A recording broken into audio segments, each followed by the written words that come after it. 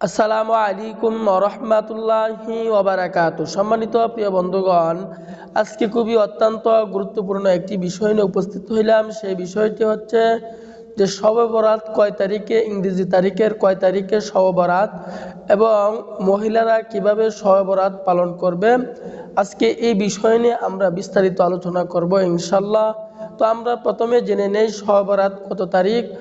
রাসূল আকরাম সাল্লাল্লাহু আলাইহি ওয়াসাল্লাম মুআয ইবনে জাবাল রাদিয়াল্লাহু আনহু হইতে বর্ণিত, রাসূল আকরাম সাল্লাল্লাহু আলাইহি ওয়াসাল্লাম বলেন, লাইলাতুন নিসফি মিন শাবান, অর্থাৎ শাবান মাসের 14 তারিখের দিবাগত রাত্রিতে হচ্ছে গিয়ে আপনার শবে বরাত।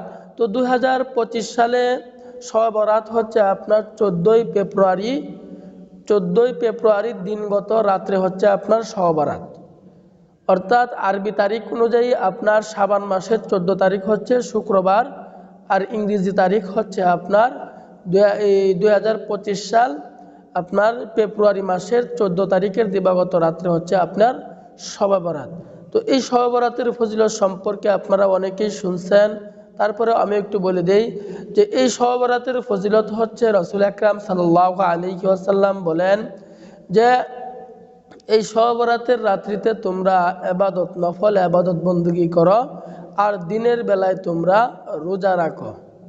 আল্লাহ পাক রব্বুল আলামিন তার রাসূল সাল্লাল্লাহু আলাইহি ওয়াসাল্লামকে বলে দিয়েছেন যে রাতের বেলায় নফল ইবাদত বندگی করার জন্য আর দিনের বেলায় রোজা রাখার জন্য। আরেকটি হাদিসের মধ্যে আসছে রাসূল আকরাম সাল্লাল্লাহু আলাইহি ওয়াসাল্লাম বলেন, শাবান মাসের 14 তারিখের দিবাগত রাত্রিতে, ওই রাত্রিতে আল্লাহ তাআলা অসংখ্য অগণিত বনি আদমকে আল্লাহ তাআলা ক্ষমা করেন, মাফ করেন, তবে দুই শ্রেণীর লোক ব্যতীত।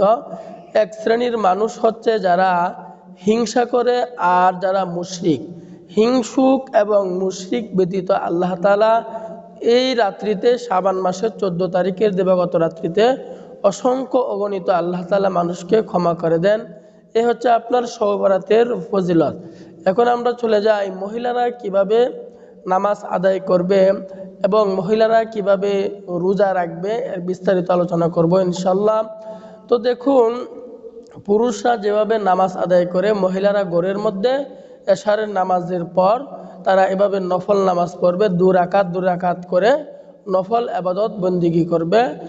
কিছু নফল নামাজ পড়বে, কিছু জিকির আজকার করবে, কিছু তাসবিহ তাহলিল পড়বে এবং কিছু দোয়া করবে। এভাবে নফল ইবাদত বندگی করবে রাত্রিতে, এবং দিনের বেলাও মহিলারা রোজা রাখবে।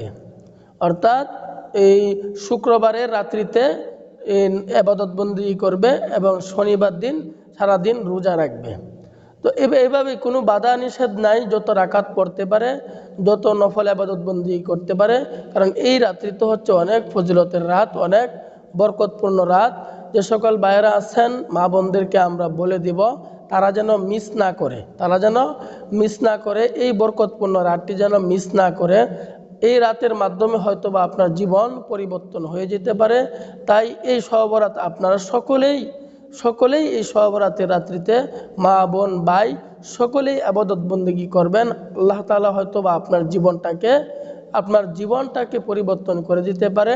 তাহলে মহিলারা 2 রাকাত করে নামাজ পড়বে, পুরুষেরা মসজিদে এসে নামাজ পড়বে, অথবা পুরুষেরা ঘরেও পড়তে পারবে, কোনো সমস্যা নাই। তবে আরেকটি কথা বলবো যে অযথাই সময় নষ্ট না করে, যেহেতু ফজিলতের রাত্রিতে অযথা সময় নষ্ট না করে ইবাদত বندگিতে কাটানোর চেষ্টা করব ইনশাল্লাহ। তো আরেকটি কথা হচ্ছে, যে সকল ভাইয়েরা এই মোমবাতি জ্বালিয়ে, আগরবাতি জ্বালিয়ে শবে বরাত পালন করে, অথবা শিরনি পোলাও, যে দীর্ঘ সূত্র ধরে শিরনি পোলাও পাকাইতে হবে এই রাত্রিতে, এমন কোনো ইসলাম এটাকে সাপোর্ট করে না কখনোই। শবে বরাতের রাত্রে যদি আপনি খাওয়া দাওয়ায় ব্যস্ত থাকেন, তাহলে ইবাদত করবেন কখন? আর মোমবাতি জ্বালিয়ে, আগরবাতি জ্বালিয়ে এগুলো করা কিন্তু ইসলাম কখনোই আপনার সাপোর্ট করে না। ইসলাম কখনো আপনাকে এগুলো পছন্দ করে না। মোমবাতি জ্বালিয়ে, আগরবাতি জ্বালিয়ে ইবাদত বندگی করা একদম শিরকের পর্যায়ে পৌঁছে যায়। তাহলে এই সব কাজ থেকে আমাদেরকে বিরত থাকতে হবে। তো রোজা আমরা কয়টি রাখবো? আমরা নফল রোজা একটি রাখবো, অর্থাৎ শনিবার দিন আমাদের মুখে রোজা থাকবে। তো তো আল্লাহ তাআলা আমাদের সকলকে শবে বরাত পালন করার মতো, শবে বরাতের ইবাদত বন্দেগী করার মতো আল্লাহ তাআলা তৌফিক দান করুন। আমিন।